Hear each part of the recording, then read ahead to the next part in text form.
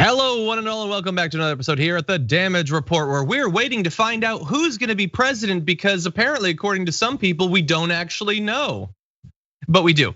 And so we're going to be running that down today, as well as a lot of other news. And we is both me, but also joining us once again on the show, the host of the Rashad Richey Morning Show, Dr. Rashad Richey. Welcome back to the Damage Report. Thanks for having me. Great to have you here. I've been in the wake of last Tuesday, like all the people whose opinion about politics I respect, I just want to touch base with them and see sort of how they're feeling about everything. And certainly a lot of that is going to be tied into the conversations we're having throughout the hour. But this is the first we're talking since Tuesday. So with Trump losing, but not necessarily like in a giant landslide or anything like that. Overall, what's your reaction to the election that we just had? Extremely predictable. So let me talk about first what Trump has done. Trump has done exactly what everybody believed he would do, which is to basically say he won no matter what. I said on my show 4 or 5 months ago that Trump was not simply setting the stage to win, he was setting the stage to steal it. It's not just about who cast the ballot, it's also about who counts them. And he was setting the stage so that the Supreme Court would be the ultimate vote counter. And that's what he plans to do. And I see two strategies happening here. One, obviously, is the Supreme Court, but I don't think that's a slam dunk. The second strategy is to file all of these frivolous lawsuits. And by the way, virtually 100% of them have been thrown out, but continue filing these frivolous lawsuits and you stop the certification of the election. If you stop the certification of these elections per state, then the electoral college in that state is never activated. You have until, and I think the rule says something like the second Wednesday after the first Monday. That's the statute. Basically, the calculation is December 14th. If you can effectively stop the electoral college by December 14th, you are now faced with a severe constitutional crisis like we have not seen in modern history. Exactly. It's the sort of thing that some people on cable news are talking about being exciting. I don't really find it exciting. I find it scary, but we are going through it and we're potentially approaching that date. And we're gonna be talking about a lot of this as we go forward. Everybody who's already watching, regardless of what platform you're on, thank you for joining us. Really do appreciate your support. Please feel free to hit the like button and share the stream so that people know that we're live. And if you wanna comment along, send in super chats or tweets or anything like that, we're gonna be responding as we go. But with that said, Dr. Richey, why don't we launch into this thing? All right, let's do it. So how is Donald Trump continuing to deal with the fact that he has lost this election? Well, according to reports from behind the scenes, he is consumed by his fury. That's what I'm reading. And look, I understand we should have a little bit of grain of salt when the news lines up perfectly with your expectations, but that's pretty much what I would have guessed, that he's consumed by fury. And bear in mind, the president hasn't made a public appearance since late last week. That was his Thursday night appearance. He has no public events on his schedule on Tuesday. I mean, why would he? He's only still the president for now. Why would he work or anything?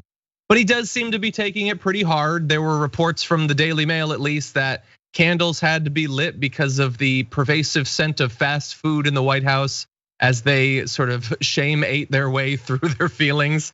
But anyway, that's behind the scenes. So we do have not appearances by Donald Trump, but we are making big progress. Results start to come in next week.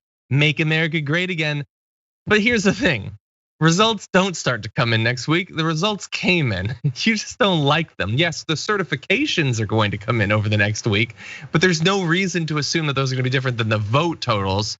But at least based on this and things like, we will win, which if you're gonna do that, you should have done that last Tuesday, little buddy. So Rashad, whether he thinks so behind the scenes, he is projecting to his fans that this thing is still gonna turn out well for them.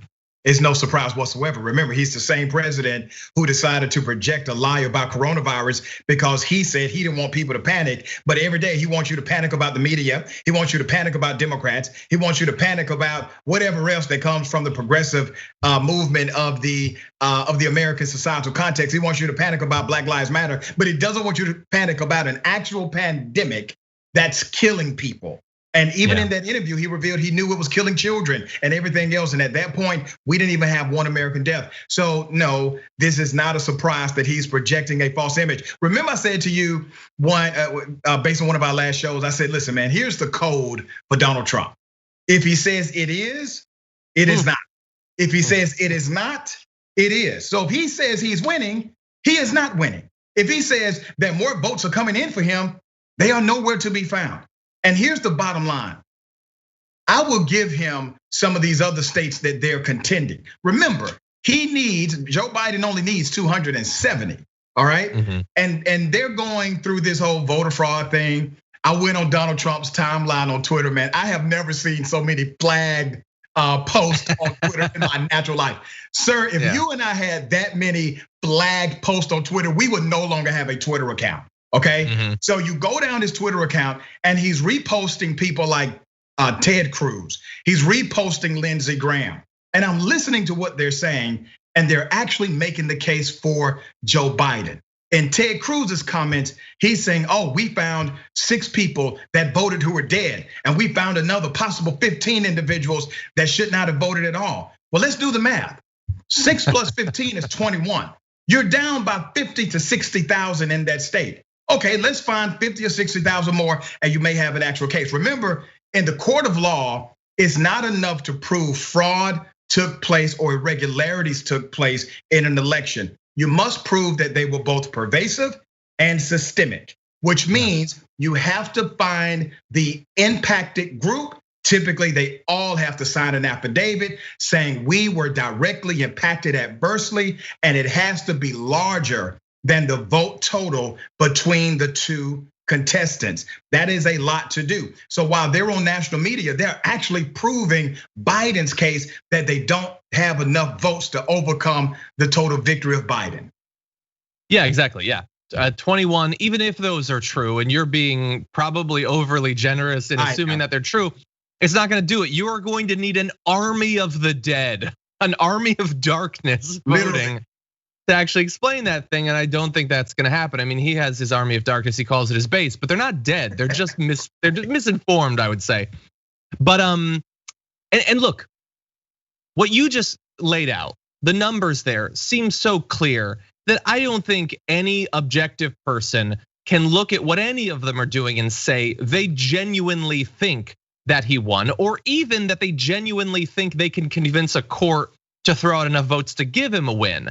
They can be doing these things and saying these things for reasons other than that it will give them the victory in the end. There's grift of all forms. Right.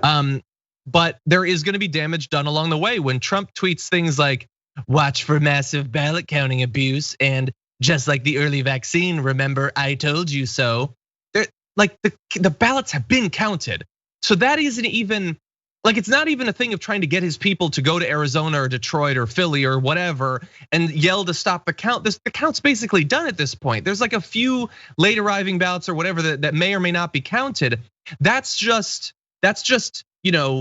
stuff's happening, be mad, corruption. It's like ad libs, but for the death of a democracy. That's basically what it is. And then that's too complicated. So then he just tweets out ballot counting abuse. Well, yes, okay, maybe it's an abuse of you when the ballots are counted and it goes against you, but that was just one of the many things that's been flagged out as misinformation. And I don't think he thinks he's gonna stay in office. I think that he's probably starting to realize that the Supreme Court isn't even going to save him. But what he is doing is locking in millions of Americans who supported him, who will now have even less faith and trust in democracy and will be primed for the next authoritarian or wannabe strongman who's gonna try to run to replace Donald Trump the next time around. And it could be Trump. I said this a few days ago, Trump may run again in 2024. There's no constitutional prohibition unless he's arrested and in federal prison. That's the only way he could not run for president again, or he makes some kind of plea deal after he's president to where he will agree never to run again. But here's how deep it goes, man. In the state of Georgia, we have this uniqueness, right? We got 2 US Senate races in runoffs right now. Ossoff and Warnock on the Democratic side, Perdue and Loeffler on the Republican side. We don't have not one statewide elected Democrat in Georgia. Not one. We used to run the gamut. We don't have one. There's a guy named Raffensperger. Raffensperger is the elected statewide Republican Secretary of State. This guy literally is the person who basically certifies the election, but the counties, and we have 159 counties in Georgia, each county certifies the election independently, sends it to the Secretary of State accepts it, and then it becomes certified.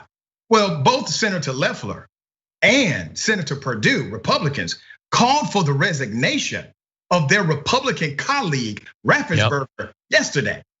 Now, why did that happen? That happened because Trump and his cronies told them to do it.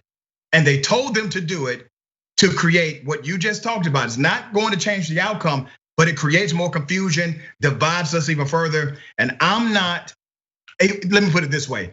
It wouldn't be a surprise to me if Trump simply parlayed all of this into some type of private enterprise deal after this is done. Yeah, maybe. He's looking ahead to whatever the next step is gonna be. Maybe it's electoral, maybe it's running again, which if he's gonna do that, he's going to want to set up tens of millions of Republicans who think that thing was stolen from him. So he's never gonna admit that he lost. Or it could be for Trump TV. I don't know. But what I do know is that what a lot of Republicans will do, like when Brian Kemp tweets, as he did in the last day, that every legally counted vote will be counted, that's just what an election is. But he's obviously saying that clearly the implication is that there are votes that were not legally counted. And then he did the weird thing where he attached a photo of himself. Like it wasn't a link to anything. It was just the tweet and then a picture of him. Yeah. I don't understand it. Like if you're watching this, if I ever do that, tell me not to. That's a weird thing to do. I don't get it. That Tom Fitton guy always does that. It's weird. But anyway, when I see tweets like this last one, and I won't burden you with many more, but the last one is highly respected Ken Starr, Pennsylvania's 3-day extension of the mail-in ballot deadline is a constitutional travesty. Legal scholars agree. Donald Trump might just be saying that for his own personal benefit. But what I feel like you should rest assured is that going forward, whether in Georgia or in Pennsylvania, anywhere where they still have control over the state legislature, let alone the governorship, they are going to use these lingering concerns about the election to push for even more voter suppression and voter purges and voter ID and all of that stuff. And they're going to find that their base is going to love it because remember, they don't trust democracy anymore. They don't trust the vote. And they also sort of suspect deep down that they can't win a fair election anyway. Yeah. So they're gonna be fine with cutting out as many voters as possible. And so that's where I feel like this leads, maybe not for Trump, but for other Republicans. I agree with you, man. And I think it started some years back. Like this whole eroding of our democracy, our fair, balanced, and equal access to the ballot. Those things started to be chipped away at when we mandated voters to present an ID to vote, okay? Remember 15, 20 years ago, virtually no one in the United States had to present an ID to vote. And the reason is because voting is a right. There's no other right that you have where you must present an ID in order to exercise it other than your right to vote. Now, when we allowed them to get away with that, it opened the floodgate for all of these other dynamics in the electorate process that restrict individuals from voting. Everything from voter purges, if you don't participate for a certain amount of time, all the way to duplication of names. Remember, there was a program that if your name was the same name as another name in another state, that you would automatically be red flagged just because you have the same name. And you know who is harmed? Names that are on that list. Black folks, Hispanic folks that have these traditional names, okay? So the floodgate opened because of that ID element that we accepted. Exactly, yeah. And when it turned out that hurt some communities, black and brown people more than white people, Republicans were just shocked to find out about that. They had never anticipated. We didn't expect that to happen. We just applied it equally. Exactly. So look forward to a lot more of that, which is why, like, there are a million things that Biden and Kamala Harris need to do over the next 4 years. Yes. And Dems in the Senate, which apparently are still gonna be led by Chuck Schumer, are gonna have to do. But I have an idea for one of them. Maybe do something to make our democracy not just like a cool sort of like thing that we cosplay every once in a while, but make it actually true. And we'll see. That's another thing where having a supermajority in the Supreme Court for the Republicans is going to help them. If they want to have their voter suppression be constitutional with a 6-3 conservative Supreme Court, pretty much anything you want to do could be constitutional. So that's going to be fun. Yeah, Democrats in any event, grow a backbone. Schumer has to grow a backbone. Nancy Pelosi has to get on it as well. They're not playing the same game anymore. It's like you're playing a game of baseball, but you have a golf club.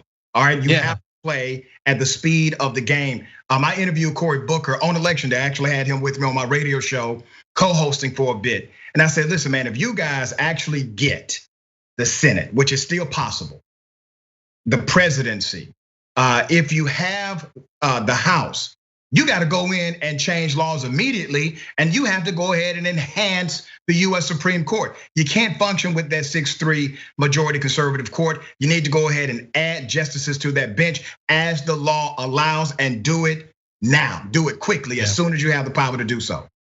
Yeah, I agree.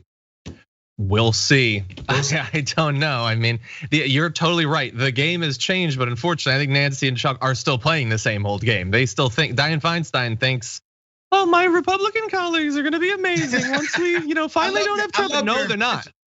No, it's a bad impression. It's not based on anything. That's what makes it good, John. Because it's bad. Exactly. Okay, anyway, we got a lot that we're gonna turn to. I just wanna read a few super chats before we move on. Yarmul sent us in a "You're amazing" super chat. Yarmul, you're amazing. There, I turned it back on you. Nicholas P says, John, what do you think of choosing one of the Donald's political enemies like Obama or Hillary Rodham Clinton as AG to prosecute the crooks from this administration? Look, I think that would be funny, but I don't think that Obama or Clinton want to serve as AG. I think that they like their retirement, I assume. We'll see. Andrew Smythe says, what are your thoughts on Rahm Emanuel and Biden's cabinet?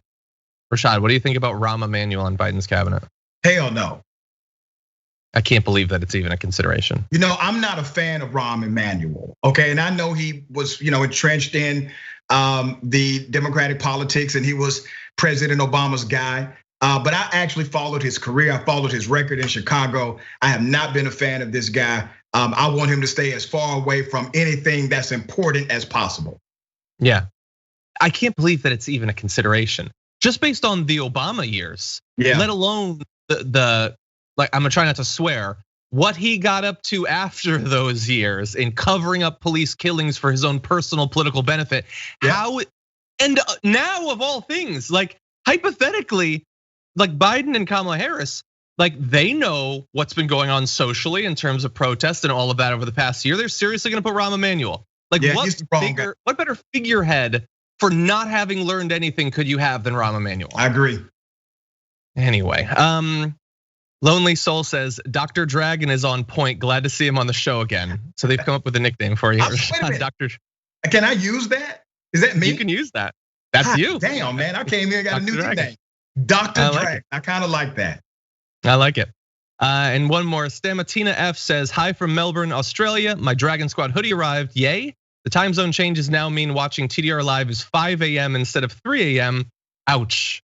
Yeah, well, those are both rough, but thank you for watching and glad you got your hoodie. I'm actually wearing a hoodie of my own right now because it is freezing in this big abandoned studio that we're broadcasting out of. No one else is in the building right now. It's very weird, a little bit spooky. Anyway, okay, and let's see, over on Twitch, Iryman gifted a tier 1 sub. Thank you, Iryman, for that. Ukami resubscribed as well as Doormat, very nice of you. Thank you for sticking around with us. Shadow Wolf has a comment that says the only state that Trump really won is the state of denial. Dun. Nice. I can roll with that. I like that. That's good. That's good. And Telepanda says, hello, Doc, Dragon Squad. Should we dub him Dr. Dragon? Since the other side has Dr. Johnny Bananas and the monkey meds, I have a feeling Dragon meds are better. What do you think, John? Thanks. So Rashad, we have this character that we've come up with. Dr. Johnny Bananas is one of the doctors that supposedly signed this letter that the Trump administration was promoting that was in favor of herd immunity. It was Dr. Johnny Bananas. I don't think it's a real doctor, but anyway, we've got a real one on the show today, and I think that's better. Okay, and that cute bird says, John, I'm digging your new look, very Mr. Robot. I've actually never watched Mr. Robot. Rashad, have you watched that show? Man, I watched it until I couldn't understand what was going on. So it's one of those shows, and you have to be a real fan right? Because you have to sit and figure it out and then probably go back and watch another episode. It just got too complex for me. It's a really interesting show though. Yeah, that was Westworld season 1 for me. I was there for the ride, but I didn't know what the hell was going on. Anyway, okay, with that, why don't we launch into a little bit more news? So technically, this is the period where you're supposed to have that transition of power, and the power part of that is important, but the transition is also important.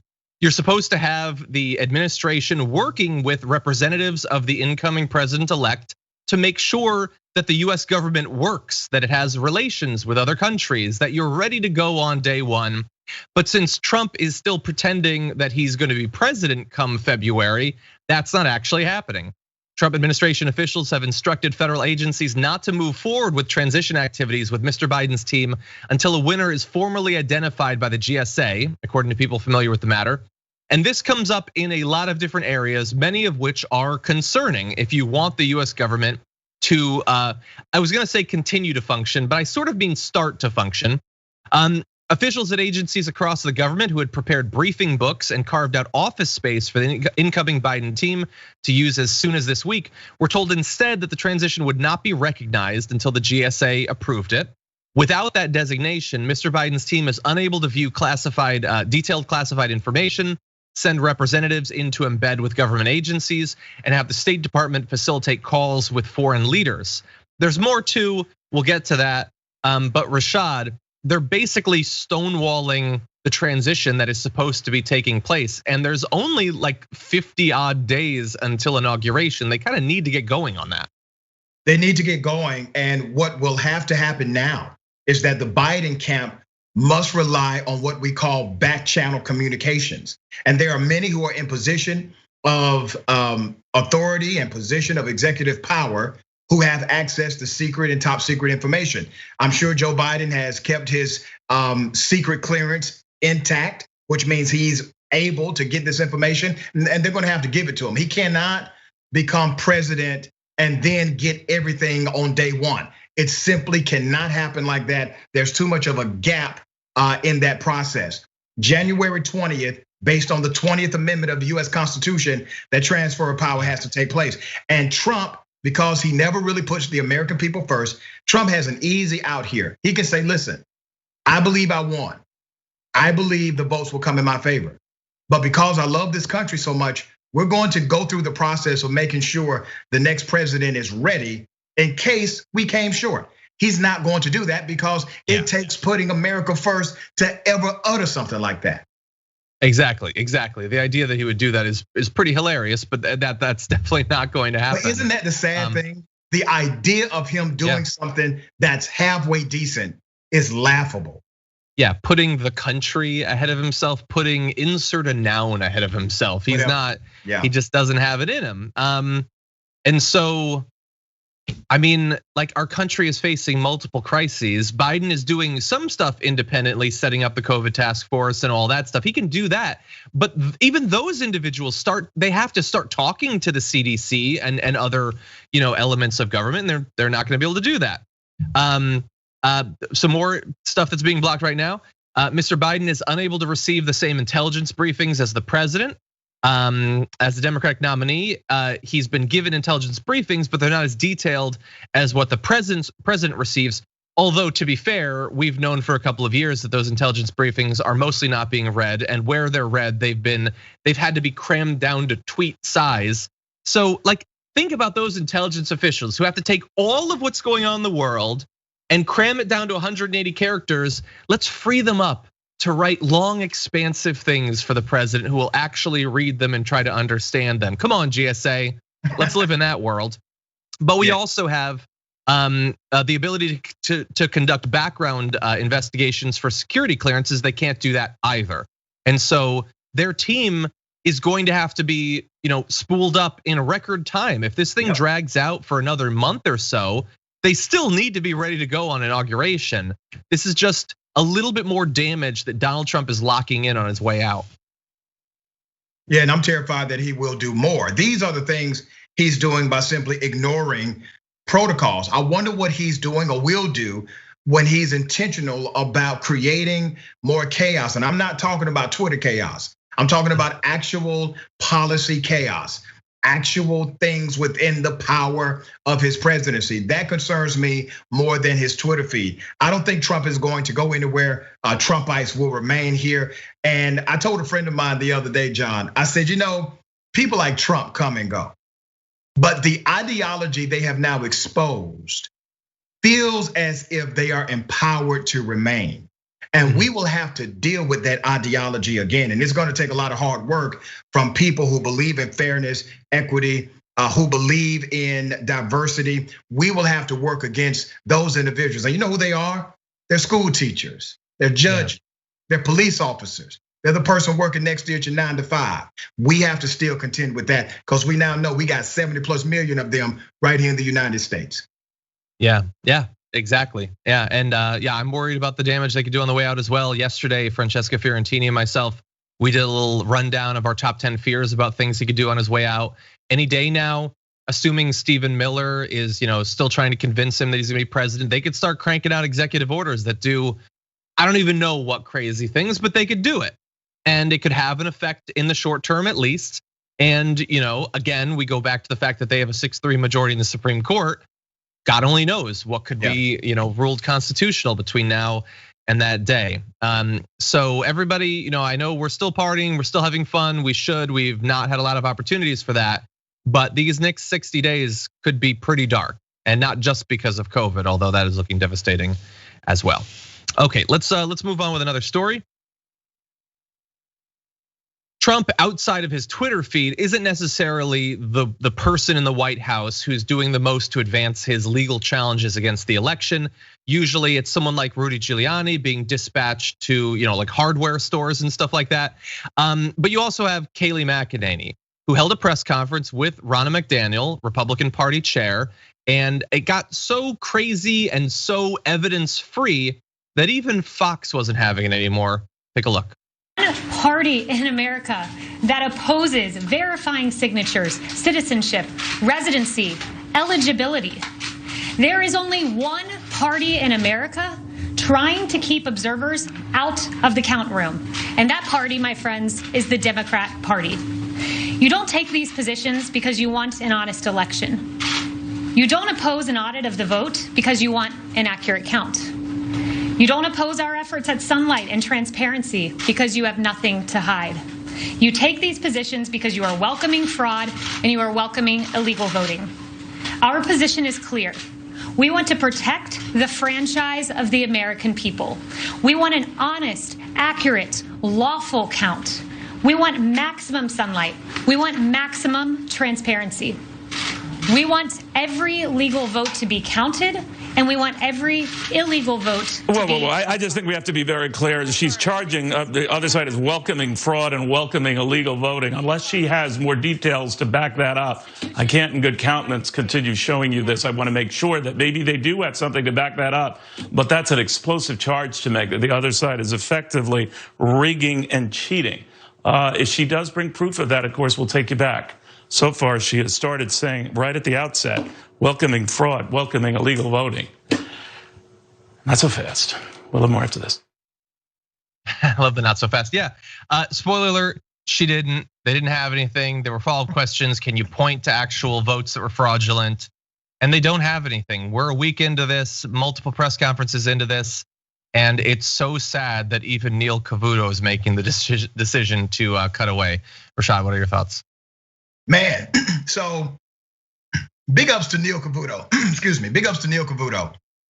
And I've heard Neil Cavuto go on commentary against Donald Trump on a few occasions. And I've been on Cavuto's show frequently. And yeah, the guy has a conservative slant. Yes, he is definitely pro-Trump as it relates to some of the economic policies, but he's willing to do things like that. He's at a conservative network still. Now, keep in mind, people at Fox, they've already criticized him. People who follow Trump criticized him, right? So he's not doing this in some kind of protected silo. But it does show you how extreme the rhetoric has become from this campaign. And she just wants to be accepted so much. I mean, she's there. She reminds me of a 12-year-old girl who just wants, she will just say whatever mom and daddy tells her to say because she wants to be accepted. And I think she has that kind of relationship with the campaign. She is simply a puppet. They tell her what to say, and she's saying it because she'd rather be accepted than be truthful with the American people. And remember, we're the people paying her salary. Exactly. I almost, she's a grown adult. You have to hold her accountable, but to some extent, she just reads what they put in her trapper keeper. So I don't know who to blame more, but yeah, no, and this is who she is. She is whatever she's being paid to be. Back before Donald Trump became president, she called him a xenophobic bigot, and Joe Biden was a man of the people and all that stuff. Right. And so the reason that I think it's worth at least a few moments of our time focusing on her is that was Fox cutting away from her. But my next message goes to CNN and MSNBC. You're not obligated to hire her on as a contributor in the next 6 months. I know there's a very high chance they're gonna do that. You don't actually have to do that. You can bear in mind that not only did she lie to the American people on a daily basis as the press secretary, but when Donald Trump tried to effectively institute some sort of judicial coup against the United States, she was out front as his head woman in that effort. So remember that when you decide that for some reason she needs to be on a panel with Don Lemon. It doesn't actually have to be that way. Agreed. But here's the thing, man, they're gonna give her a job, you know that, right? So she'll have her contributor's job. She'll create some controversy. She'll say things that are still silly and extreme, and we'll tolerate it, we'll entertain it, we'll debate it. A friend of mine said, never argue with a fool because they'll beat you with their experience, right? And so that's what you create in scenarios like this. You argue with people that simply are not operating in good faith. You will never win the argument. Yeah. Well, there's another argument going on, and it's an argument between different hosts on Fox News. Fox's decision to cut away from Kayleigh McEnany's press conference sparked a reaction from within Fox just later on that day when Tucker Carlson alluded to it on his program. Let's take a look. As of tonight, tens of millions of Americans suspect this election was stolen from them. That means we now live in a country where a large percentage of our population no longer believes that our democracy is real. That is sad. It is also dangerous. It could easily get worse. What we're doing in response is hardly the solution. It is making our country much more volatile. It is setting us up for something bad. In a democracy, you cannot ignore honest questions from citizens. You're not allowed. You can't dismiss them out of hand as crazy or immoral for asking. You can't just cut away from coverage you don't like. You can't simply tell people to accept an outcome because force doesn't work in a democracy. That's dictatorship. In a free society, you have to convince the public of your legitimacy. You have to win them over with reason. Democracy is always a voluntary arrangement. Telling voters to shut up is never enough. Okay, so he said the cutting away thing, attacking, but in a cowardly sense, he wouldn't actually name Neil Cavuto, saying that you can't simply cut away from people, and this is Tucker Carlson's grift. It's trying to win an argument through dishonest use of language. So he said, you can't cut away from honest questions, and then everything else was supposed to be sort of contingent on you accepting that first thing. But we're not talking about honest questions. We're talking about insane, vague, ill-defined, whiny crybaby responses to losing an election. And he knows that. And understand the comparison that he was making there was something is bad for democracy. And he was contrasting two things. On the one hand, you have an attempt to convince your 70 million voters that the election was stolen and we're gonna go to the courts to overturn it. And people like Mark Levin are gonna say that the states should just give the electoral college votes to whoever they want. Screw the will of the people. That's the one thing, but that's not what he's warning against. He's warning against Neil Cavuto cutting away from her. So between those two things, he identifies the cutaway as the thing that is dangerous, perhaps deadly for a democracy, not the attempt to win an election by losing by millions of votes and getting a judge to give you the win. Yeah, Tucker Carlson, I don't like him. He's a silly man. I've been on Tucker's show a few times. I've debated Tucker. I completely mopped the floor with Tucker Carlson. And so much so, he refused to have me back on his show, right? Nice. He sets the stage, right, that's a badge of honor, by the way. He sets the stage so that he seems as if he's the ultimate authority of the good guys, right? And he tries to make everything that's adverse to his opinion evil and wicked and not part of democracy. Here's the bottom line. Democracy has actually spoken twice about the president of the United States. Democracy in this country said 2 times, we don't want this guy. He lost the popular vote both times. This time, he also lost the Electoral College. File your lawsuits, go through the motions, put your rhetoric out on Twitter.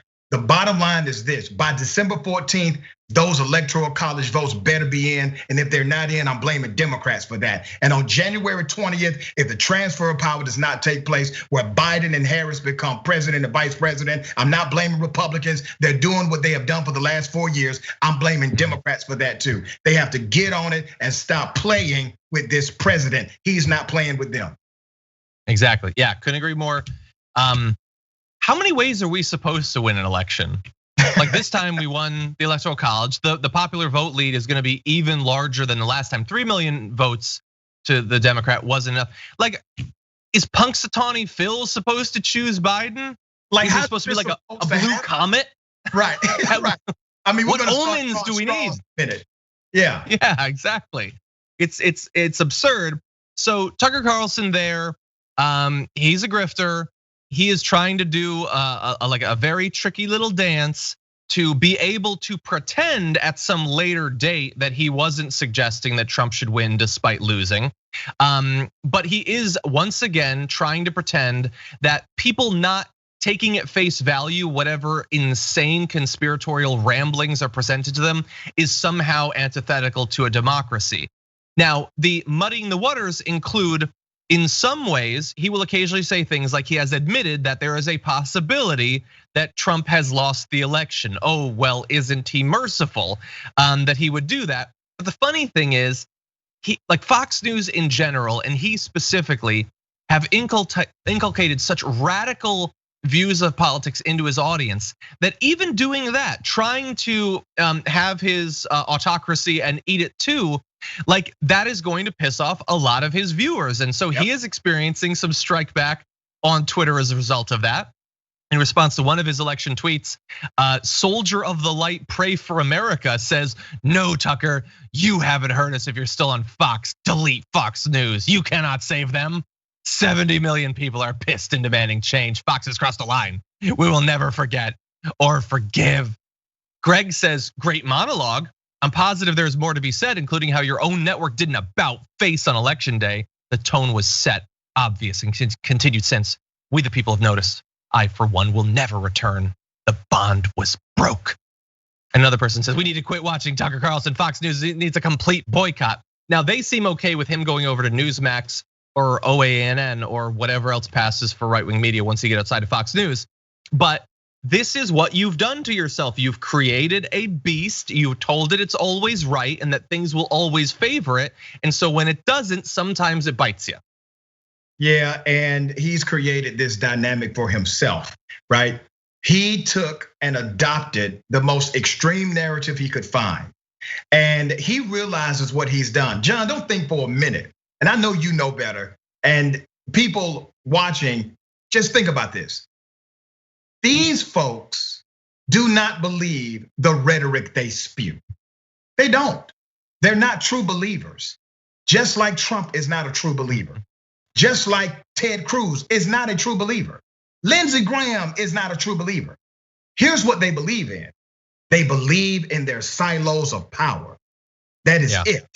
And this guy, Donald Trump, has created an avenue for power for all of them, including Tucker Carlson, including Ted Cruz, including Lindsey Graham and everyone else. So when they go out and defend the president of the United States, they're not defending the president because they respect the institution or the man. They are simply doing it out of the selfish reason of protecting their own green money. And that is it. And many are falling for it because there are true believers out here, John. There are many true believers who voted for Donald Trump, believe in the rhetoric of these false prophets.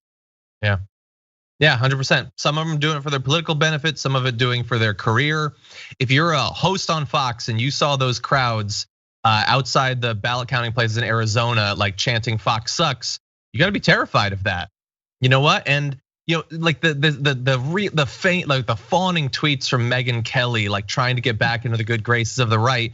Laura Ingraham probably hates her life, but she doesn't want Megyn Kelly's life. Like she'd rather be on the inside hating her life than on the outside trying to get back in. So yeah, the grift continues. That's the nature of grift. Okay, so before we continue, I'm gonna read a few comments. Let's see what's been going on in the super chat. We've got, I actually meant to mention this. Super chat from Xavier says, and this just happened a few minutes ago, Pompeo just said, there will be a smooth transition to a second Trump administration. So that's great. Secretary of State is on board with all this nonsense. Brian says, love Dr. Dragon's commentary on current events. TDR has the best guests and the best host. Also became a TYT member last Friday for my birthday, in large part because I enjoy TDR. Well, thank you very much. And if TDR is great, it is because we have the best guests and the best guest hosts. So Rashad, as always, thank you for joining us today. Thank you. Rock and roll forever says outpouring of emotion. Good on our side, pathetic and whiny on theirs. But yes, there is a lot of emotion these days, and that's not a bad thing. That's not a bad thing. Let's see. Joshua says, happy birthday. You want the different colored shirts, and every co-host gets a dragon name. They should get a color too. Then I can get a salty dragon shirt and a dragon daddy. Okay, you are gonna scare off my co-hosts. Thank you, Joshua. No, I think it's cool, man. They're really thinking about this.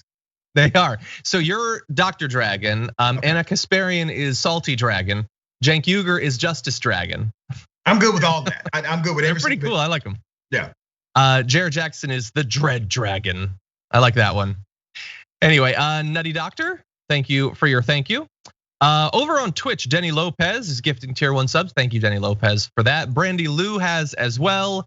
I'm seeing a name, it looks like Obi Mom Kenobi gifting subs, probably for the first time ever. Thank you, Obi Mom. No, as always, Obi Mom is awesome. Irie Man, once again, thank you. Organic Mary Janes, thank you for that, gifting those subs, very nice of you. Let's see. Okay. Lori the Netowist says, ooh, I like Dr. Dragon, good choice. I agree, Lori.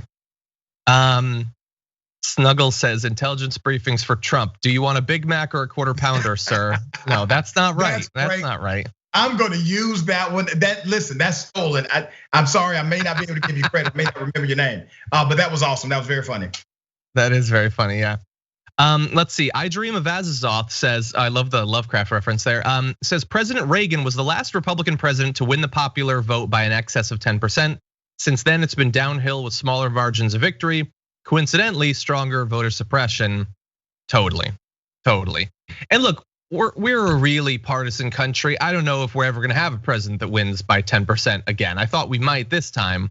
But that said, Biden's lead in the popular vote right now, the percentage is going to be bigger than Reagan's first victory, it looks like. So let's bear that in mind. It was closer than I wanted it to be, but it is still a good number. It's the population of a small state in favor of Biden over Donald Trump, and that's something. Okay, RG says Pinocchio Barbie wants maximum disinformation, period. Okay, everybody. Okay, that's getting towards the line, but anyway. Elise says, are you guys going to infiltrate Parler? That place is a cesspool. Also, thank you for being sane and soothing during the crazy. Yeah, Rashad, thank you, Elise. Rashad, I don't know if you know, but like Parler is the sort of backup to Twitter for right wingers that feel like Twitter is too censorious of them. I don't think it's gonna work. Yeah, never heard of these guys. Yep, I barely have. Yeah. All right. Okay, with that, let's jump back into the news. Still a few more stories to get to, and this next one, thankfully, is a little bit of fun. So let's have fun with that.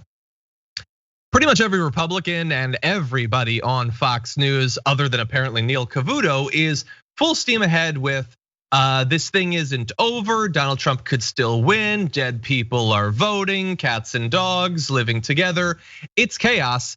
But it turns out that just a couple of years ago, back in 2018, when in a couple of elections, like for instance, Stacey Abrams versus Brian Kemp, those same individuals didn't like how slow the Democrats were to concede, undercutting a few of their arguments these days. Take a look at this roundup of those comments from back in 2018 that the Daily Show put together. Democrats are being sore losers. They refuse to acknowledge they lost the election. So what do? They cry malfeasance, wrongdoing, criminality, fraud. Democrats, more so than Republicans, seem to have a problem conceding defeat. Either the election system broke down or some mystery votes are hiding somewhere. You have a whole series of Democrats who've just said bluntly, if our candidate doesn't win, they stole the election. The Dems just want to make America suffer. It's like losing the World Series and demanding an extra inning a day later. The Democrats are refusing to accept the declared results of the national media. So how do they do this? Lo and behold, they find missing ballots. The radical left is attacking the sanctity of our votes, refusing to accept the midterm election results. So what if these were Republicans refusing to concede? Democrats may see how they'll be able in the future to steal elections through lawsuits that they can't win with the voters. Ramping up election conspiracy theories, accusing Republicans of outright stealing the election. Kind of rich. You know what? Sounds sore loserish. I mean, that's pretty good. I got love a good production team over there. Yeah. You know what this is like, John?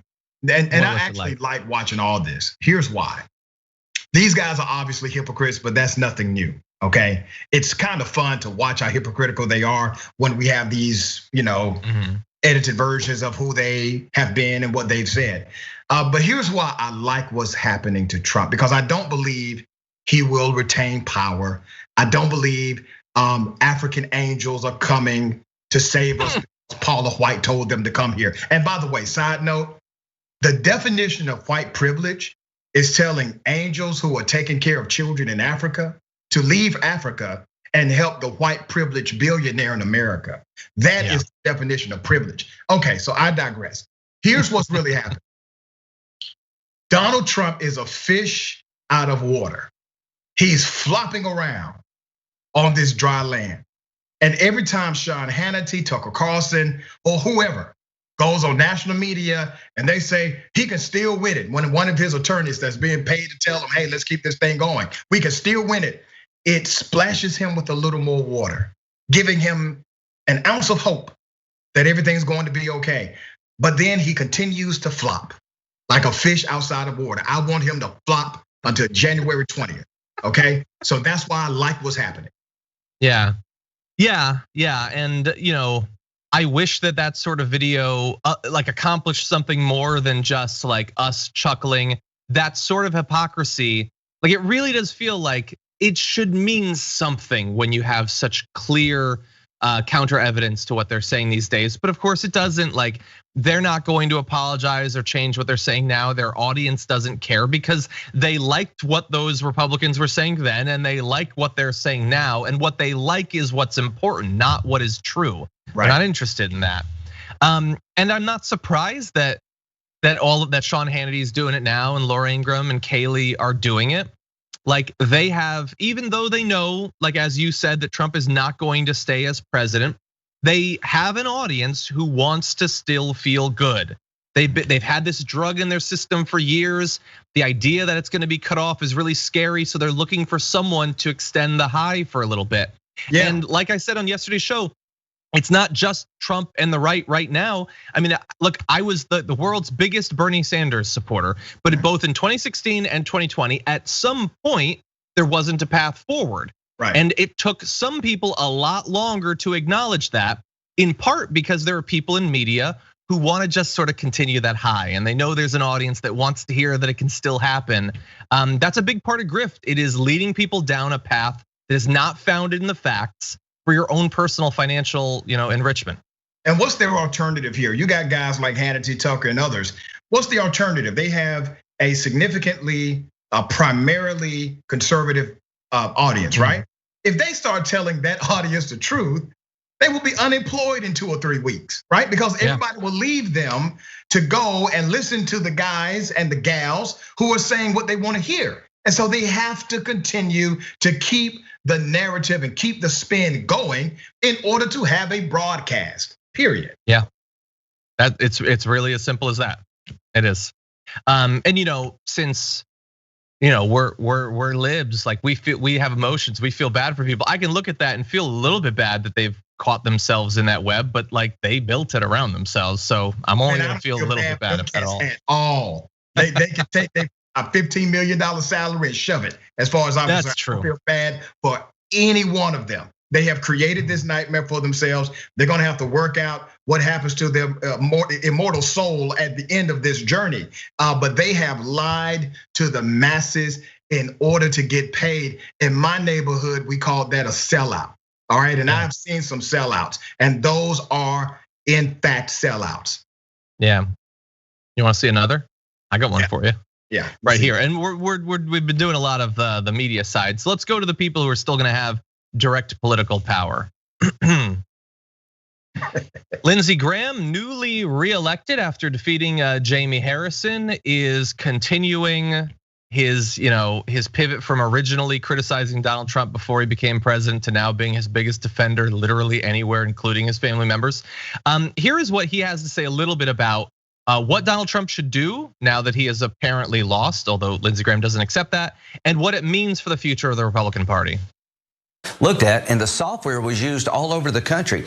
There's a lot of shenanigans going on here. If I were President Trump, I would take all this to court. I'd fight back. And from a Republican point of view, mail-in balloting is a nightmare for us. The post office is now the new election center. It's the wild, wild west when it comes to mail-in balloting. Everything we worried about has come true. So if we don't fight back in 2020, we're never going to win again presidentially. A lot's at stake here. Okay, so look, that's a big statement. The idea that if Donald Trump does what every president has done, including, person who's lost the presidential election, including Hillary Clinton, who, by the way, will have lost these states by much more narrow margins than Donald Trump would have done. She conceded the next morning. So if Trump does what they did, Republicans will never win another election. I don't know, Rashad, what do you think about that?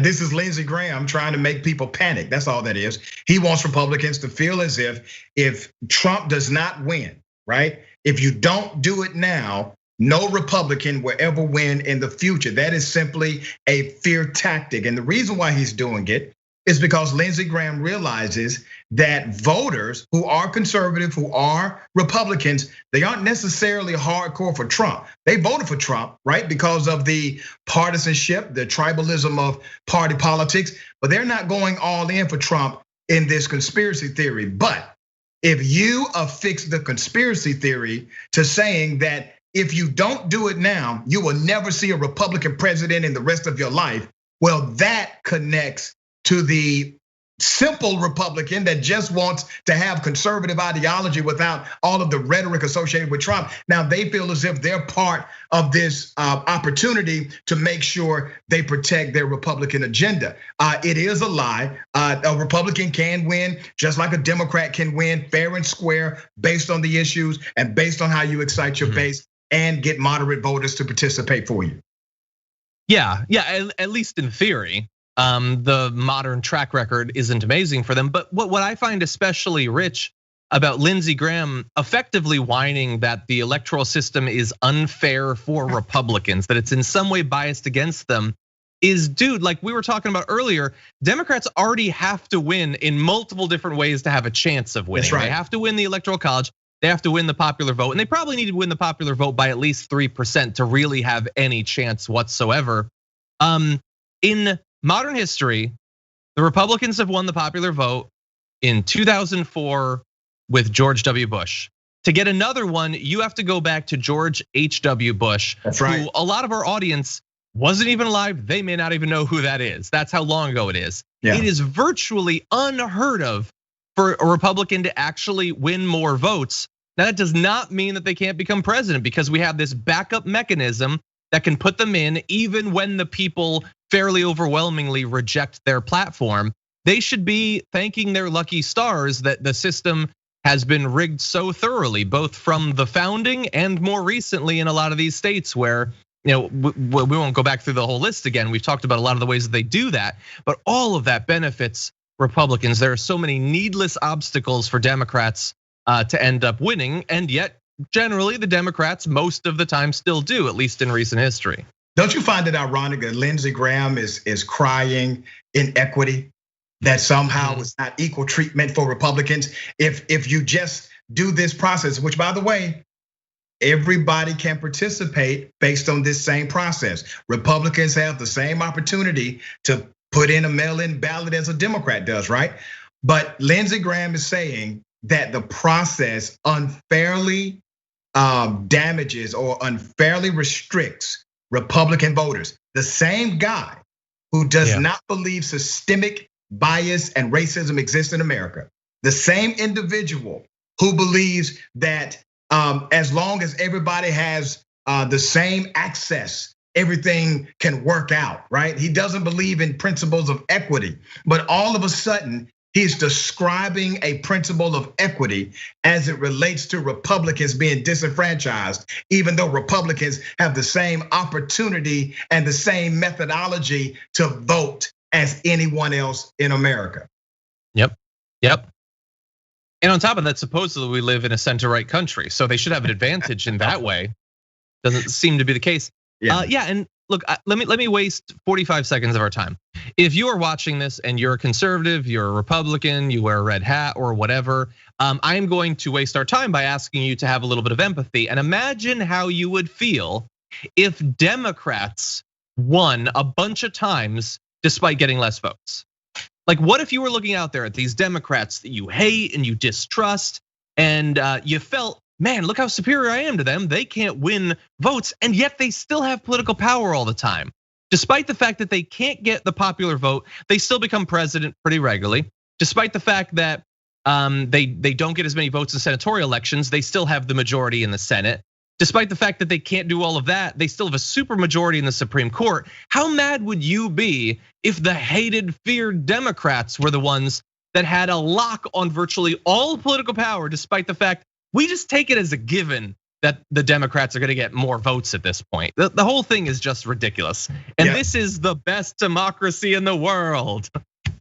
You know, this whole thing about the Electoral College is so great that every country we've colonized, the one thing we never gave them was the Electoral College, right? So if we'll colonize a country, we'll set up their democracy and we won't give them the Electoral College. You know why we don't?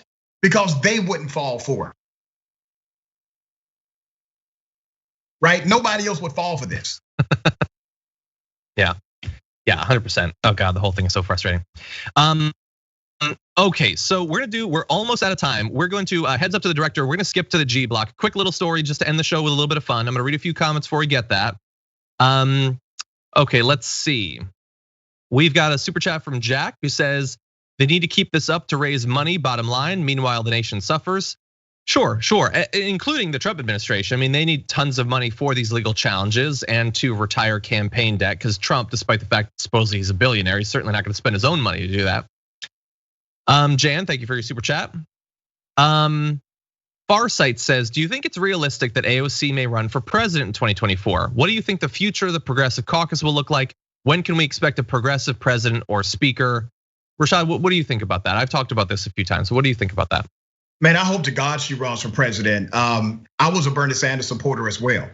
And I believe that without having a progressive leader, we're going to end up either stopping progress or severely, significantly limiting the progress that we want to see. Bill Clinton, truth be known, Bill Clinton put the progressive movement back, okay? He came in with his moderate brand of politics and it has hurt true progressive causes. I would love to see an AOC run and win. I would love to see a true progressive as the executive president of this country.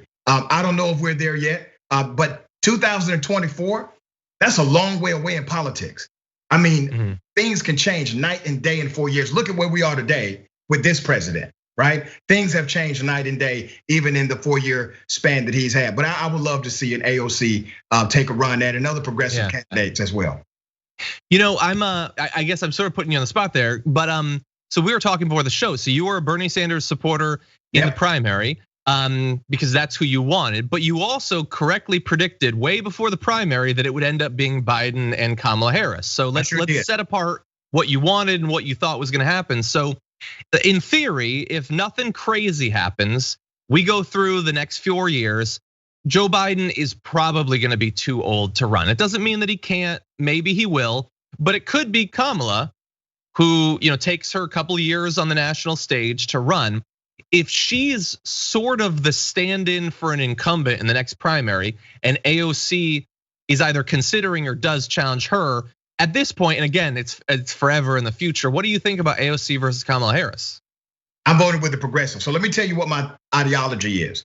I vote with the progressive candidate every time because you don't lose with that vote in the primary. Let's say your progressive candidate does not get the nomination. That's fine, you still win because they have enough vote total, they have enough delegates to where when they transfer those delegates to the would-be nominee of the Democratic Party, they have to now trade an agenda for that endorsement. And what is the agenda? The agenda is what I voted for. The agenda is the progressive element that I need to see happen in the Democratic Party. If Senator Harris does not have a progressive agenda, then I'm going with the progressive candidate because as I said, you don't lose with a vote for the progressive candidate. Yeah. But I mean, and I know this is so far in advance. What does your gut say about how that primary might go? AOC versus a Kamala Harris, who's been, Madam Vice President for 2.5 years at that point. The reason why I made the prediction I made back early 2019 is because the overwhelming majority of vice presidents for the Democratic side, if they sought the nomination of their party, they got it. Okay, so it would be a tall order to defeat a vice president who is seeking the nomination of their party. It will be very difficult to overcome. Yeah. I don't like that though, so I'm gonna disregard everything that you just said. But we'll see. It's gonna be a fight, and at the very least, by the way, if AOC were to spend the next couple of years implying, hinting, talking about it on Colbert, maybe I'll run, maybe I won't, that might scare Kamala Harris into shifting a little bit in advance of that. Well, so man, it's politics, and I'm good with it, even if it happens that way. But AOC is a remarkable candidate for president. She's a remarkable representative for her district, and I appreciate her authenticity. I wish we had more politics like that. I agree, and thankfully we are getting some more. AOC is my favorite politician in the country, but we've got a lot of great members of the squad, and the squad's gotten bigger thanks to the results of last Tuesday. Okay, with that said, why don't we go into our last quick little story and end the show with a little bit of fun. Donald Trump wants to be special. He wants to be #1. He wants to make history. He wants to be remembered. And look, I'll admit, I'm not a big fan of him, but I have to give it to him. He has found a way to do that. He has made history, even amongst all these presidents that we've had.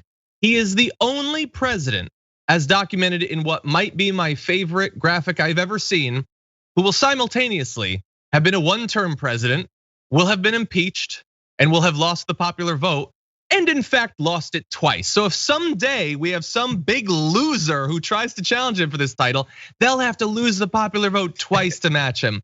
No other president has ever done that. Congratulations, Donald Trump. School children in 200 years will still be learning about what a massive loser and failure you were. He said he was going to be winning.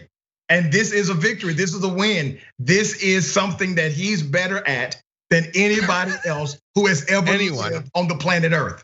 This is great. Yeah, I don't know if the show The Biggest Loser still exists. If it is, cancel it. If it's not, don't reboot it because it'll never be true. No matter how much anybody loses, he will be the bigger loser. Yes. Look at that. Let's bring up that graphic again. I mean, that is decades and decades and decades of presidents and so much history wrapped up in there. And any one of those dots is worthy of and indeed has received multiple documentaries and books. Think about Trump and Nixon and all of that. George W. losing the popular vote, but still every one of those is a big loser in one way or another, and indeed probably an indictment of American democracy. But he's that only one in the center who managed to lose in every way that you could lose. I mean, look, in a way, the joke is sort of on us because despite the fact that all of that happened, he still got to do quite a lot of damage to America. And a lot of that damage Biden can't renew. He can't bring back the people who needlessly died to COVID. He can't suck the carbon out of the air that was needlessly expelled because of the environmental deregulation from Trump. He can't reunite necessarily all of those families that have been separated. He can't undo the needless non-consensual hysterectomies and all of that. But at the least, at some point, this is what he will be remembered for. Failing in ways that no president will probably ever fail again. You may have to update the graphic once he's indicted. So you may have to add another circle. Exactly. At this point, he's the number one, but he can insulate himself with shields of other forms of failure going forward. I don't know. Maybe he could like fall down the stairs or something, like do something just in case. Because Don Jr. wants to run someday. He's looking like a pretty admirable loser at this point. Yeah. He might be able to challenge you for the title. Anyway. Yeah, and you know they have a dynasty now, man. This is the new family business, by the way. Trump and politics will become the new family business. They're not going anywhere. They're going to stay here and they're going to ride this wave until the people that support them are no more. Yeah, I fear that you're right, and I fear that this being a reality show thing that we've got going, the tagline for them is they put the nasty in dynasty. Anyway, I'll see myself out. But first, I'll see our guest out. Dr. Rashad Richey, it is always a pleasure to have you on. Thank you so much for joining us and giving your experience. Where can people see more of your work? They can always follow me on Twitter at Rashad_Richey, RASHAD_RICHEY. Same thing for the gram. You can find me at RashadRichey.com. The Rashad Richey Morning Show can be heard in Atlanta on 1380 WAOK. I'm also the political commentator for V103 FM, the largest urban station in the country. But get all that stuff at RashadRichey.com. Awesome. Thank you so much. Have a good one. Thank you, man. We'll talk soon. And for those of you watching, let's see a few more of your comments. You know what? I'm gonna start off down on Twitter with Jess Ortega tweeting us. It's a love-hate relationship with these types of people and GOP hypocrisy, and I agree with Rashad, especially about their payroll. It's just insane that nobody sees this and that we are the problem. Agreed. I mean, these cults of personality are inoculated against seeing the grift. It's easy to identify cons that are happening to other people. By its very nature, it's difficult to see it when it's happening to you. Tom Zawacki tweeted, Kayleigh McEnany at her next job interview, boss, so what was your last job? Kayleigh, I was press secretary to Trump. Boss, we don't hire non-thinkers. But the thing is, people do hire non-thinkers. That's the issue. She's got a much rosier job outlook than I do from here on out. Over on Twitch, Roy Stir saying again, Dr. Dragon breathing fire. Nice. Vampire asked a question that we get every once in a while. What's up with the hammer on the shelf behind you? Is it to put the last nail in Trump's coffin? That's funny, I do like that. But no, it was a gift to the TDR team from someone who used to be on our team, who transitioned to a different job, but actually is back with TYT, which is pretty awesome. Let's see. Vampire also said, I have people who believe Biden stole the election. I told them to stop riding the QAnon train, waiting for my Dragon Squad tee. Can't wait to see that. And can't wait to see what Q is gonna do from here on out, because supposedly, the person or persons, because who knows, that post as Q has been silent since the election.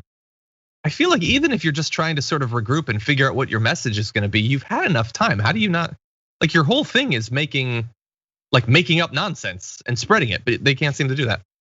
Anyway, okay. William says, Starlink will allow urban dwellers to live in more rural areas and change the demographics of the Electoral College. That's interesting, I think I know what you're talking about there. We just need to get rid of it overall, honestly. Stephanie Haynes says, Bill Maher once likened Obama to being the maid that comes in to clean after Led Zeppelin has left the hotel room. What band would you liken the Trump squad to once Biden begins his cleanup? Yeah, I don't know, ICP, but that doesn't really fit because ICP, at least in the beginnings of the pandemic, told their crowds to be more responsible. So God only knows. Maleda has an interesting super chat. You don't think Kamala would pick AOC as VP? I need to think about that. I don't know that AOC would be interested in that. I mean, maybe she's still super young. It would set up a future run, but you could get that after the primary run. I mean, Kamala's a perfect example of how that works. So yeah, I'm gonna need to think about that. That's a good question though, thank you. We got a poem from Franklin Sharp Slicer who says, Wyoming weather humbles us fast. The winds shut our mouths, but that won't last. It will make us remove our hats respectfully and cherish the sun, but we do not grovel. For today's sun, tomorrow we shovel. I like that. It is very cold in LA today. Not a big fan, although it does give me a good excuse to wear the hoodie. Tara Poole says the notifications worked. Always good to see that. It works for like 20% of you for some reason. Let's see. Lisa says, can Trump keep the Biden transition team in the dark be considered treason if it is detrimental to America? Arguably, but no, I don't think it'll shake out that way. It's gonna set them back, it'll do some damage, but inevitably it's gonna have to happen. Mandy says, is it just me or is Tucker's skin getting orange? That is one way to appeal to the Trump base and get them to stick with you, I suppose, doing cosplay of the president. Let's see. Stan says loser.com redirects you to Trump's Wikipedia. Well, that's great. We got to make sure that that stays for all time. In any event, thank you everybody for joining me for this awesome episode that we just had with Dr. Rashad Richey. Definitely go follow Rashad on Twitter and Instagram, and you can listen to his show every day as well. Appreciate you joining us. I do have an interview that we're gonna be recording a little bit later on today with none other than Ken Klippenstein, Kenny Clips himself. So stay tuned for that to appear on the channel on our interviews playlist.